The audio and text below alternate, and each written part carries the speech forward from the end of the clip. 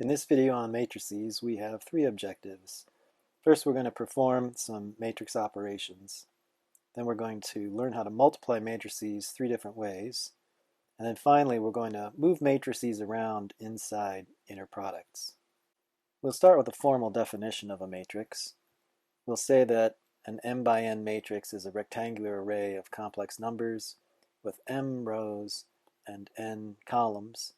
We'll denote the number in row I and column j of the matrix with this notation, capital A inside the square brackets with a subscript ij. It'll often be convenient to write a matrix like this as a row of column vectors.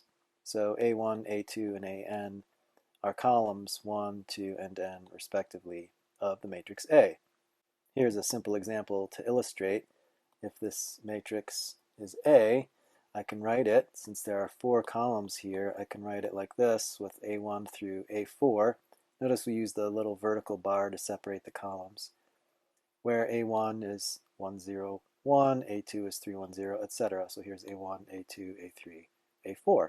We call the set of all m by n matrices with complex entries the vector space m subscript mn. So we use a capital M for a matrix and then a subscript mn.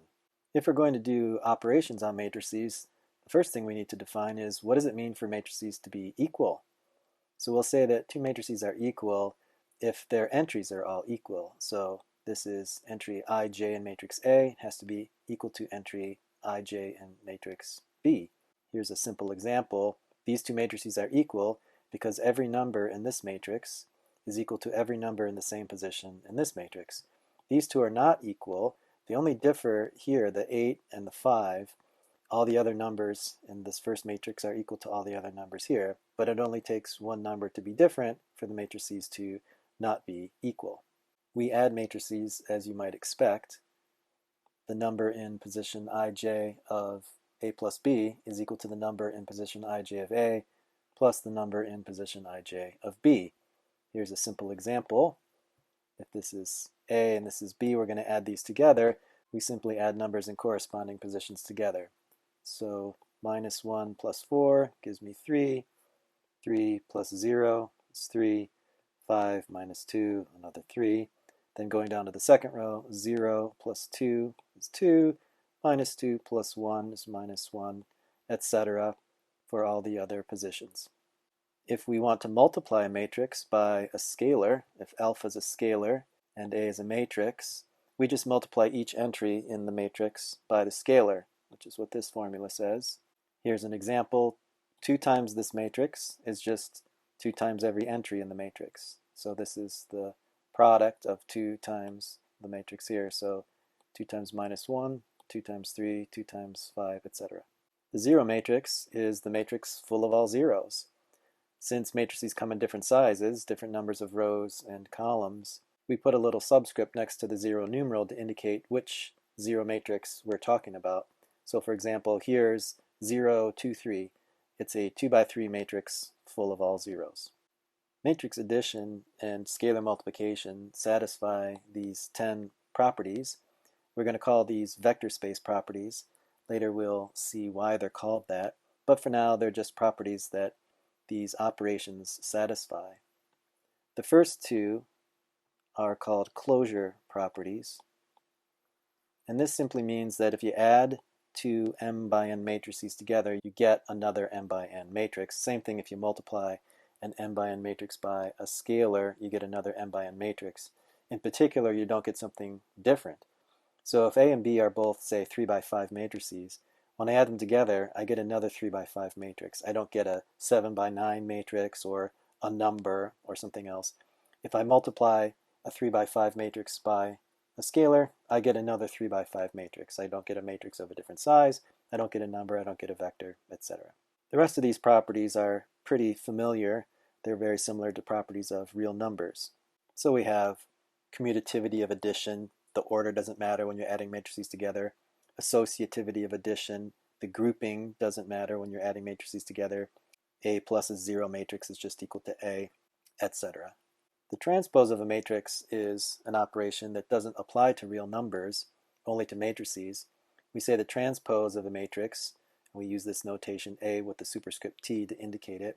It's defined by this formula, which essentially says that the number in row I, column J of A transpose is the same as the number in row J, column I of A. So we're just swapping the indices. A simple way to think of this is you just swap the rows and columns. So if this is the matrix A, we let row 1 be column 1 and row 2 be column 2, and now that gives us A transpose. And likewise, if we took the transpose of A transpose and let row 1 be column 1 and row 2 be column 2 and row 3 be column 3, we would get A back. We say that matrices are symmetric if they're equal to their own transpose. So here's a couple examples of matrices that are symmetric. This matrix is equal to its own transpose. So if we take the first row, minus 1, 0, 2, and turn it into the first column, we get minus 1, 0, 2. So the first row is equal to the first column. The second row, 0, negative 2, 5, is equal to the second column, 0, negative 2, 5. The third row is equal to the third column. There's a simple way to identify symmetric matrices. We call these diagonal entries from the top left down to the bottom right the main diagonal. And if a matrix is symmetric, the entries across the main diagonal will be equal. And we can see in this matrix that that's the case. And we can see that these other matrices have the same property, that the entries across the main diagonal all match up.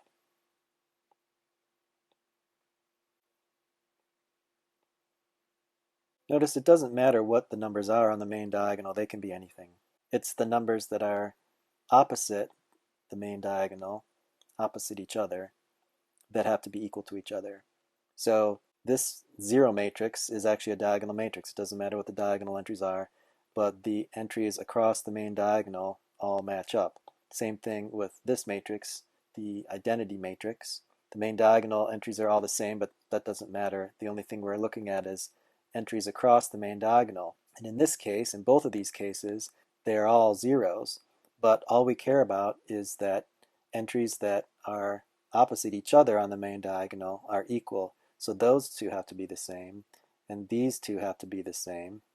And the fact that they're equal to each other, they're both zeros, that's irrelevant, doesn't matter.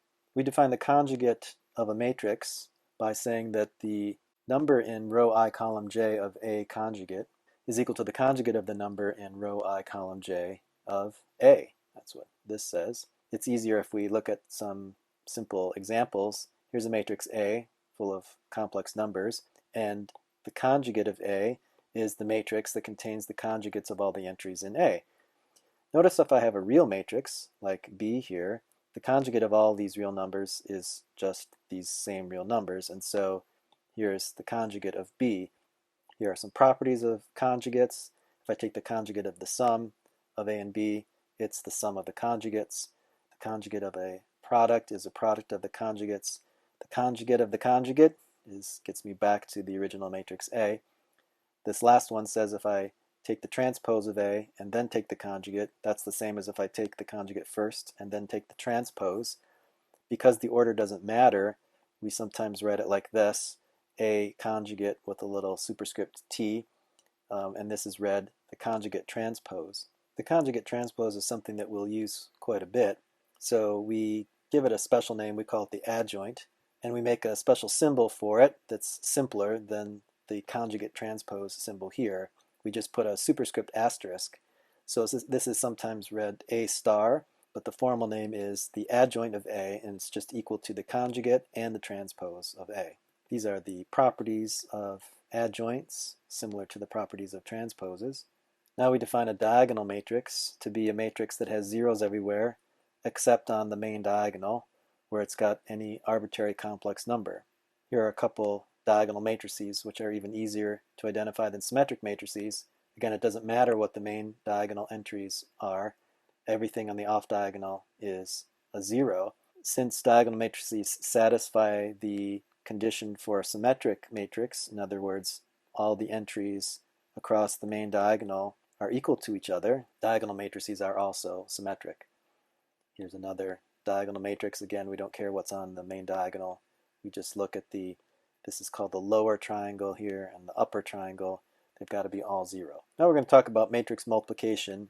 First, we're going to talk about how to multiply a matrix times a vector. So if A is an m by n matrix and x is a vector in Cn, we define the product AX to be this sum. We have the first entry in X times the first column vector of A plus the second entry in X times the second column vector of A, etc. Here's a quick example. If I have this 3 by 3 matrix times this vector in C3, I just take the first entry in the vector, multiply it by the first column, then take the second entry, multiply it by the second column, and the third entry, multiply by the third column, add them all up here, and then I get the product vector for 14, 19. We define the standard basis vectors in Cn as the set E1 up to En, where the entry in position j of E sub I is a 0 if I is not equal to j, and it's a 1 if I is equal to j. A simpler way to think of this is E1 has a 1 in the first position and zeros everywhere else. E2 has a 1 in the second position and zeros everywhere else. E3 has a 1 in the third position and zeros everywhere else.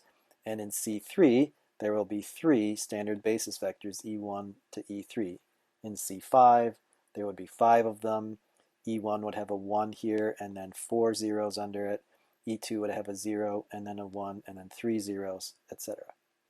The identity matrix is formally defined as the matrix whose columns are the standard basis vectors in Cn. So I3, for example, has E1, E2, and E3 that we just saw as its column vectors. We can easily identify the identity matrix when we see it because it's a diagonal matrix with 1s on the main diagonal. One of the most important theorems in the course is this theorem called three views of a system. It says that if I have a m by n matrix A with columns A1 up to AN and a vector B in Cm, then this matrix equation, AX equals B, has the same solution set as this vector equation when I multiply the columns of the matrix A by the entries in vector X and set that equal to B. And that has the same solution set as the system of linear equations where A is the coefficient matrix and B is the constant vector. So here's an example with the matrix A, vector B. If we consider the linear system A comma B, so this would be the coefficient matrix, this is the constant vector. The three views of this system would be, this one would be the system of equations, this would be the matrix equation, and this one would be the corresponding vector equation. We may be given a system of equations in this standard form, and we may want to write it as a matrix equation or a vector equation depending on what we want to do with it. Each view has its advantages and disadvantages, and we can easily switch between them. Now we're going to talk about multiplying matrices, and as I mentioned at the beginning of the video, we're going to see 3 different ways to multiply matrices. We define the product of two matrices A and B as follows. If A is m by n and B is n by p, then the product of A and B, written with juxtaposition, A next to B, is this matrix whose columns are A times B1, the first column of B, and the second column of the product is A times B2, etc., up to A times BP, the last column of B. An important part of this definition is unique to matrices. If I've got two matrices, A and B, and I want to multiply them together, the dimensions have to be appropriate. In other words, these inner dimensions have to match. Notice in the definition, A is m by n, B is n by p, the n's match. M and p can be any numbers, but these inner dimensions, the number of columns of A, has to be equal to the number of rows of B. This has some interesting consequences that are very different than the multiplication of real numbers. For example, if A is a 2 by 3 matrix, and B is also a 2 by 3 matrix, the inner dimensions don't match up. So this would be undefined. In general, if we choose two arbitrary matrices A and B of arbitrary sizes, their dimensions won't match up, and so their product is not defined. This is very different than with real numbers, where multiplication is defined for any two real numbers, no matter what they are.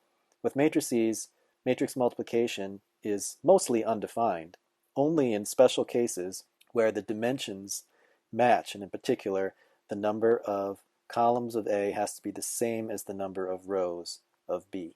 As usual, we'll illustrate the definition with an example. So I've got a 2 by 3 matrix here, and I'm going to multiply it by a 3 by 4 matrix, and we can see that the dimensions match up. In other words, these inner dimensions are both a 3. The 2 and the 4 don't matter. It turns out that the product matrix will be a 2 by 4 matrix, but all I really need to check in the beginning is that the inner dimensions match, and they do. So using the definition, I take the first matrix, multiply by the first row of B, and that gives me the first column of the product. Then I have the bar that separates the columns as usual. Then the second column will be the first matrix times the second column of B. Then I get the first matrix times the third column, and the first matrix times the fourth column to get the fourth column of the product. And then I use the definition of a matrix times a vector that we just saw to determine what each respective column will be. So to do this matrix times this column, I'm going to multiply the first column of the matrix times the first entry in the vector, and then the second column times the second entry, and the third column times the third entry. And I do the same thing for all the other columns. And I had to split this matrix here because it extended off the edge of the page here. So this is all one big matrix from here all the way to here. And then I just multiply each of these scalars times the vectors and add them together to get the columns of the product. We have a quick little theorem here that says that the identity matrix is the multiplicative identity, meaning if you do A times I or I times A of the appropriate size, then you just get A back itself. Okay, here's another way to multiply matrices. This is called the row-column algorithm. The formula is a little bit tedious to look at, so let's jump right to the example to see how it works. The way to think of it is you take the first row of the first matrix and the first column of the second matrix and superimpose them on top of each other and multiply across to get the first entry in row 1, column 1 of the product. So 3 superimposes on 1 and you multiply them. Minus 2 times 1 and 1 times 0. That's going to give me the entry in position 1, 1 of the product. Then I move to the second column. I keep the first row, then I superimpose it over the second column, and that gives me the entry in the first row in the second column of the product. Move over to the third column, the first row superimposed on the third column, and multiply across gives me the entry in the first row and the third column of the product. We do the same thing. Overlaying the first row onto the fourth column gives us the entry in row 1, column 4. Similarly, we use the second row of the first matrix overlaid on each of the corresponding columns of the second matrix to get the entries in the second row of the product. Finally, we just add up the numbers in each entry to get the final product. And since these are the same two matrices that we multiplied in the previous example, of course we get the same answer. The third way to multiply matrices uses the dot product. We define the dot product of two vectors u and v in Rn. They could also be in Cn. And the dot product of u and v, and this is the notation that we use, u with a dot and then v, is defined to be the sum, as I goes from 1 to n, of u sub I times v sub I. So here's a quick example. If I have these two vectors in C3 or R3, the dot product is simply the product multiplying straight across and adding together. So 3 times 1 plus negative 2 times 1 plus 1 times 0, which in this case is a 1. Notice that the dot product of two vectors is a scalar. It turns out that this dot product is actually the same as the inner product if we restrict ourselves to Rn. So if u and v are vectors in Rn, the inner product of u and v, which you may recall from previous chapter is the conjugate of u sub I times v sub I. Well, if u sub I is real, the conjugate is just equal to u sub I. And so this is the definition of the dot product.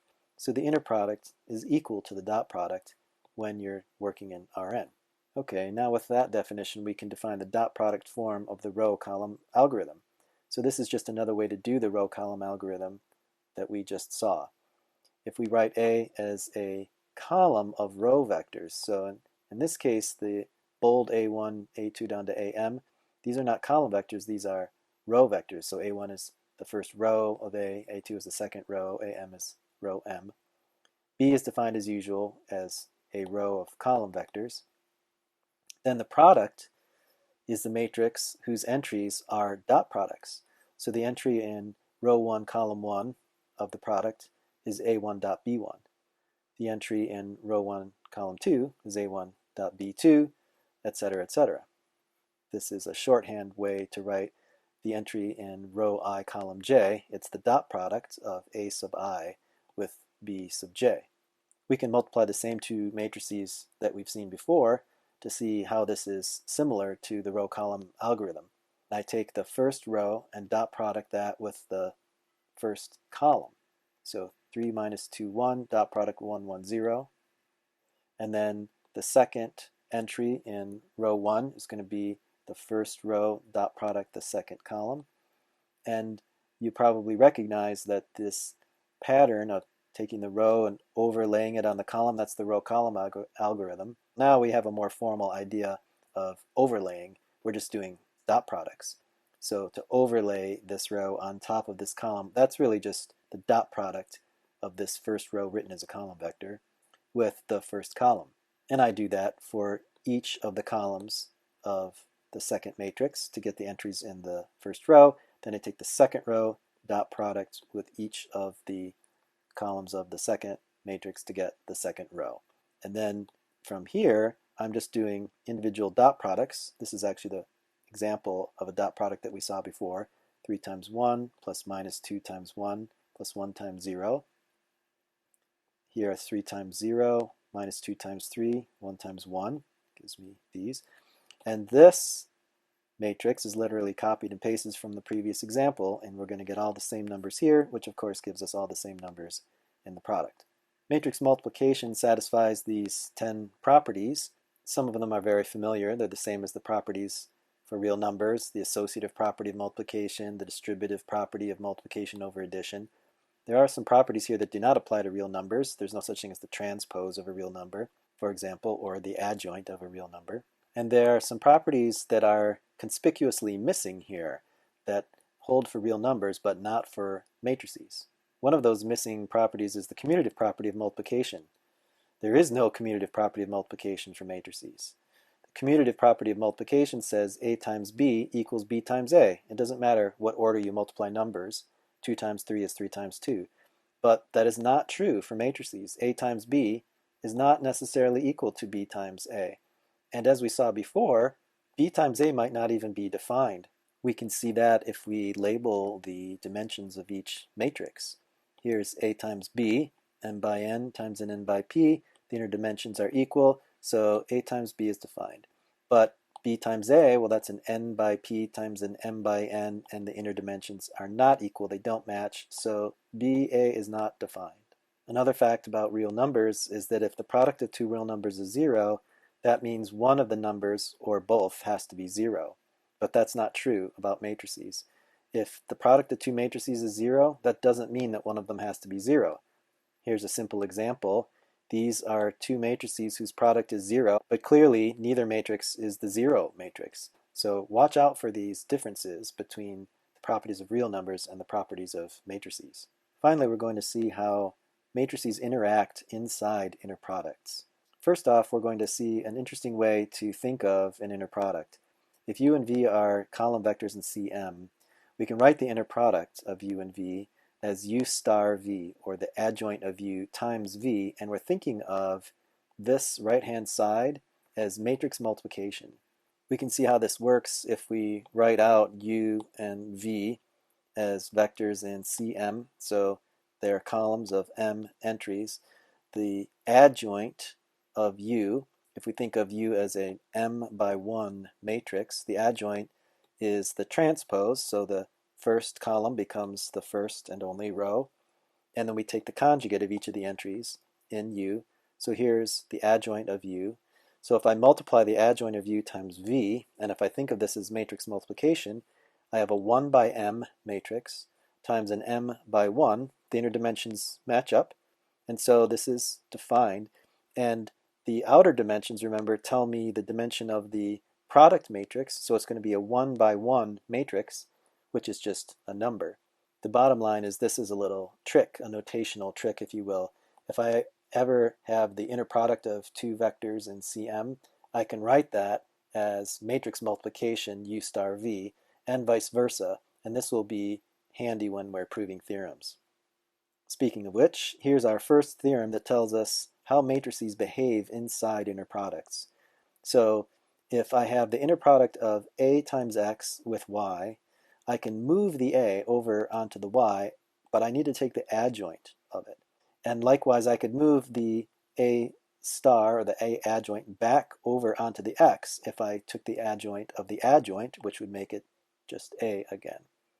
Here's a quick little proof, and the very first step uses the theorem that we just saw. We change notation from an inner product to matrix multiplication of the adjoint. So AX is a vector, Y is a vector, so the inner product of AX and Y is the adjoint of the first vector AX times Y as matrix multiplication. Then I use properties of adjoints that we saw earlier. The adjoint of A times X is the adjoint of X times the adjoint of A. Well, A star Y, the adjoint of A times Y, I can write that as its own product, group those together using the properties of matrix multiplication, and that gives me the inner product back if I switch notation again. So I have X star times some vector. Well, that's the inner product of X with this second vector A star Y. So we used this theorem twice to prove this one. We used it here, and then we used it here in the last step. Matrices that are equal to their own adjoint are special types of matrices. We call them Hermitian, or sometimes self-adjoint. Our last theorem is about Hermitian matrices. So remember, Hermitian matrices is one that's equal to its own adjoint, and this theorem says that A is a Hermitian matrix if and only if the inner product of AX with Y is equal to the inner product of X with AY. Since this is an if and only if theorem, we have to prove both directions. In other words, we have to prove that if A is Hermitian, then the inner product of AX with Y is equal to the inner product of X with AY. Or in other words, I can move the A from the X over to the Y without taking the adjoint. I also have to prove that if this property is true, that means that A must be a Hermitian matrix. That one's a little bit harder to prove. The first part is simple. We know that from the previous theorem that AX inner product with Y is equal to X inner product with A star Y. Well, if A is Hermitian, then A star equals A, and we're done. To prove the other direction, though, takes a little bit more work. So we're going to start with the assumption that AX inner product with Y is equal to X inner product with AY. Then we're going to consider this strange expression here, the inner product of AX minus A star X with itself, AX minus A star X. You'll see why in a minute. It works out nicely. First, we're going to use properties of inner products. So I have inner product of this vector with the sum of these two, if you want to think of this as AX plus the opposite of A star X. So we'll use the distributive property, and this is going to be equal to the inner product of the first vector with the first term of the second vector here, AX, and then plus the first vector inner product with the second term here, which would be a minus A star X. And then I'm going to look at just this term here, the inner product of AX minus A star X with minus A star X. Well, I'm going to factor out the minus sign, and since it's on the second term here, I don't need to take the conjugate. The conjugate of minus 1 would still just be minus 1. And then from here to get down to here, I'm going to move this A star from this vector X over to this vector. So AX minus A star X, that's just one vector. So I'm going to move the A star over and multiply this whole thing by A. So I have A here times this whole thing. And now I'm going to use the condition, or sometimes this is called the hypothesis. So this is essentially saying I can move the A back and forth inside an inner product without taking the adjoint. So if it's on the x, I can put it on the y. If it's on the y, I can put it on the x. So here's an A on the first vector, and I can move it over to the second without taking the adjoint. So I just take it from here and move it over to the x. Well, now what we have is the inner product of ax minus a star x with ax minus the same thing. So this thing minus itself, well, that's 0. Okay, well, what does that get us? Well, one of the main properties of inner products is if you take the inner product of any vector with itself and you get 0, that happens if and only if this vector is 0. So that means this vector is 0. Do a little arithmetic, that means ax equals a star x. And we saw a theorem earlier that says if ax equals a star x, then a is equal to a star. And that means a is Hermitian. Okay, so we saw a lot of different operations that we can form on matrices. Addition, scalar multiplication, matrix multiplication, conjugates, transpose, adjoints. And then we saw 3 different ways to multiply matrices. And then finally how to move matrices around inside inner products and special matrices like Hermitian matrices that move around nicely.